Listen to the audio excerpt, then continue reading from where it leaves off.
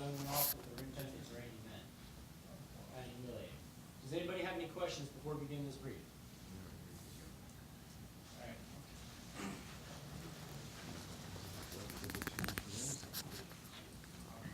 Yeah. Ladies and gentlemen, on behalf of Lieutenant Colonel Daniel Edwan, Command Sergeant Major Daniel Hidalgo, the United Nations Command, and the rest of the soldiers of the United Nations Command Security Battalion, Joint Security Area, I'd like to welcome you to Camp Boniface. The United Nations Command is a multinational coalition force which monitors the Armistice Agreement and helps regulate regional stability throughout Northeast Asia. Now, the UNC Security Battalion was formed in the spring of 1952, originally consisting of 5 officers and 10 enlisted men. We reached our peak strength near the end of the Korean War with over 1,900 soldiers assigned. So to help place your tour in a better context, we're going to briefly review the political history of the Korean Peninsula. Prior to World War II, the Japanese had colonized the Korean Peninsula. In the final days of World War II, the Soviet Union accepted the surrender of the Japanese north of the 38th parallel, while the United States accepted the surrender to the south. The 38th parallel was never meant to be a political boundary nor a division of country. It was merely established to designate areas of responsibility. So in May 1948, elections were held in the South, and this man, Dr. Sungman Rhee, was elected the first president of the Republic of Korea. In September of that same year, the Soviet Union appointed this man, Kim Il-sung, the first premier over communist North Korea.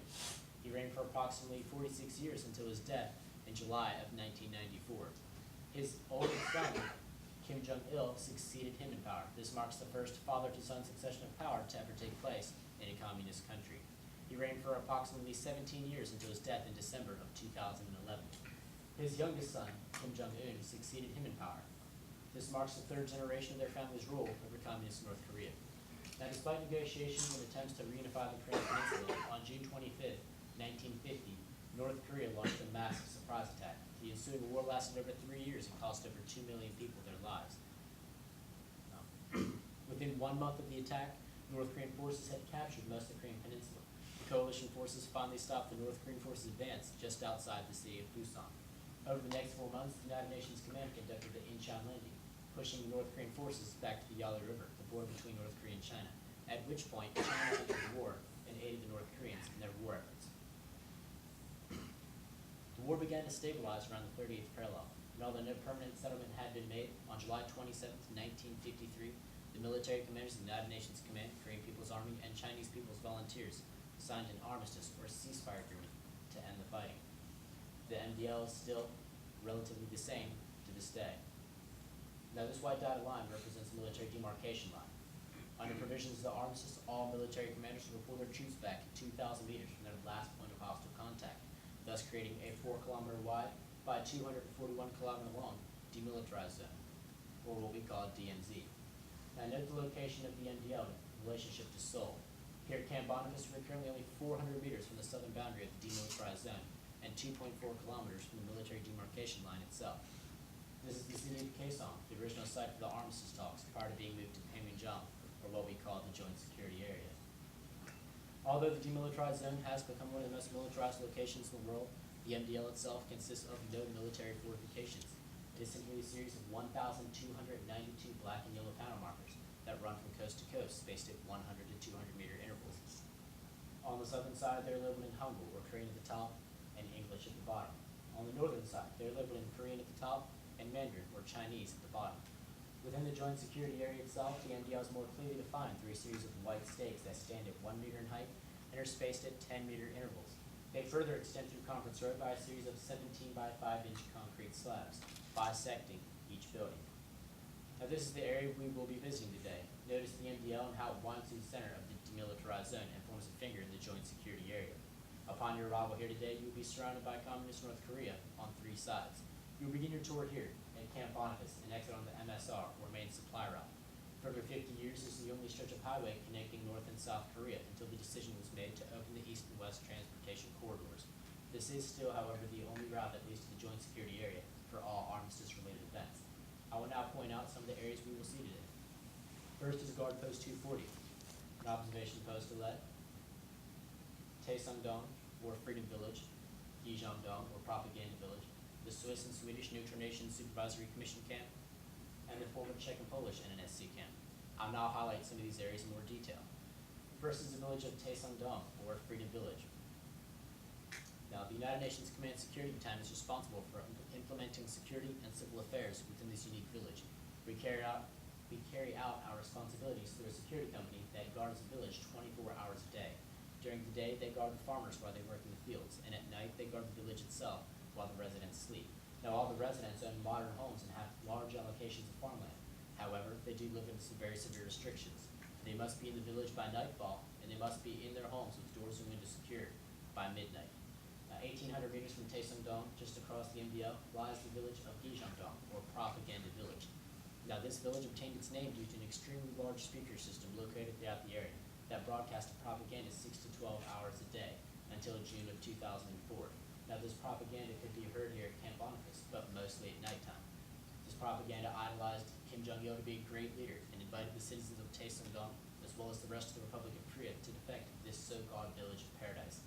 However, if one would defect here, he would find himself rather lonely, for this village remains mostly uninhabited. We do, however, see workers from the Kaesong Industrial Complex maintain the upkeep of these buildings, as well as raise and lower this extremely large North Korean flag. Now, this is one of the largest flags in the world with an approximate length of 31 meters. This flagpole you see standing here is not the first flagpole to have ever stood here. For 1981, the Republic of Korea's government donated this flag and flagpole to the village of Taesongdong. Now, it just so happened that this flagpole stood taller than the original flagpole, which was in Gijangdong. So the North Koreans reacted quickly by building an even taller flagpole. So today, the flagpole in Taesongdong stands at 100 meters in height, while the flagpole in Gijangdong stands at just over 160 meters in height. As we enter the joint security area, I will point out the Neutral Nations Supervisory Commission camp. Delegates from Switzerland, Sweden, Poland, and Czechoslovakia originally formed the commission. Now, the delegation was charged with the investigation of all violations of the armistice agreement occurring outside of the demilitarized zone. Currently, we work with 3 delegations, the Swiss and the Swedish, who stay here year-round, and the Polish, who come here for biannual meetings. Visible from checkpoint 3, you will be able to see the former Czech and Polish NNSC camp, as seen here on the right. You will also be able to see the North Korea's Peace Museum, as seen here on the left. This building was constructed in less than 48 hours after the signing of the armistice agreement. Also visible from checkpoint 3 is the Bridge of No Return. Now, the Bridge of No Return obtained its name near the end of the Korean War when Operation Big Switch and Operation Little Switch were conducted. During these operations, the prisoners were lined up on either side of the bridge and were allowed to cross into the country of their choosing. However, once they crossed, they could never return, hence the name. During these operations, the United Nations Command returned approximately 82,000 prisoners of war, while the North Koreans and Chinese returned approximately 13,000. The Bridge of No Return is located along the southern boundary of the joint security area. All the blue buildings you see belong to the United Nations Command, while all the red buildings you see belong to the KPA, or North Korea. Prior to 1976, the joint security area was considered a neutral location, and both guard forces were allowed to cross the border freely within this area. The North Koreans took full advantage of this by building 4 KPA guard posts along the southern boundary road, while the United Nations Command had built none in the north. Now, note the location of checkpoint 4 and how it is surrounded on 3 sides by KPA guard posts. The soldiers at checkpoint 3 had limited visibility of the soldiers at checkpoint 4 due to an extremely large yellow poplar tree that once grew in this area. So on August 18, 1976, the UNC Security Battalion dispatched a 5-man civilian work detail with a 12-man guard force to conduct routine tree trimming operations to improve visibility between these checkpoints. Upon their arrival, they were met by 28 North Korean guards. The work did begin as scheduled, however, after 15 minutes, the North Korean guards attacked. The ensuing fight lasted approximately 4 minutes, and in that time, the JSA company commander, Captain Arthur Boniface, and First Platoon leader, First Lieutenant Mark Barrett, were brutally axed to death. Now, to give you a better idea of how outnumbered they were that day, I will now show you 3 JSA soldiers visible in this photograph. The first is hard to make out, but he can be seen here, fighting off 7 North Korean guards. Here, you can see the helmet of Captain Arthur Boniface, who was brutally axed to death in front of his own vehicle. And here, you can clearly see a North Korean guard wielding an axe at this JSA soldier. Due to this unprovoked act of violence, a special series of meetings were held, and the agreement was made that the MDL itself should separate the 2 guard forces. Under these new arrangements, no more acts of violence occurred until November 23, 1984, when a Soviet citizen on a North Korean-sponsored tour dashed across the MDL in an attempt to defect the free world. He was followed by North Korean guards armed with pistols and rifles in an attempt to kill or capture him. The JSA Quick Reaction Force was immediately alerted, and they were able to halt and outflank the North Korean main body. Now, there were approximately 30 North Korean guards in the northern portion of the UNC Sunken Gardens. The ensuing firefight lasted approximately 20 minutes, and in that time, the KPA had 3 men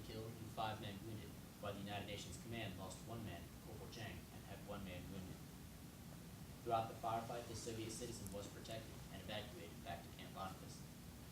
Now these are North Korean guards. You will see them on your tour today. These red armbands state that they are military police. Under provisions of the armistice, all armed personnel within the demilitarized zone must wear these armbands. However, the North Koreans no longer do so. They may come down to the MTL to see our tour, and if they do, we ask that you do not communicate with them in any way, verbally or non-verbally.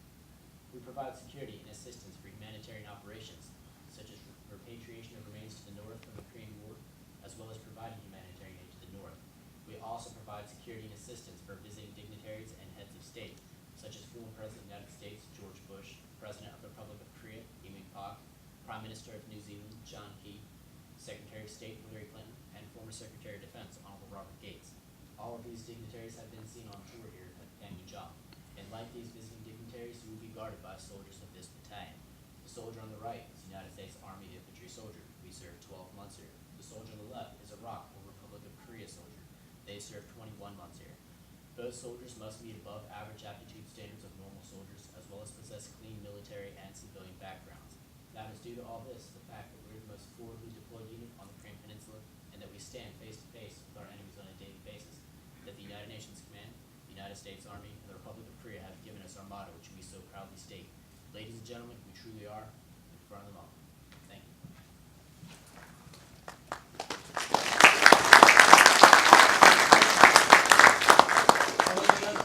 As I said before, it's going to be about a 2-hour tour.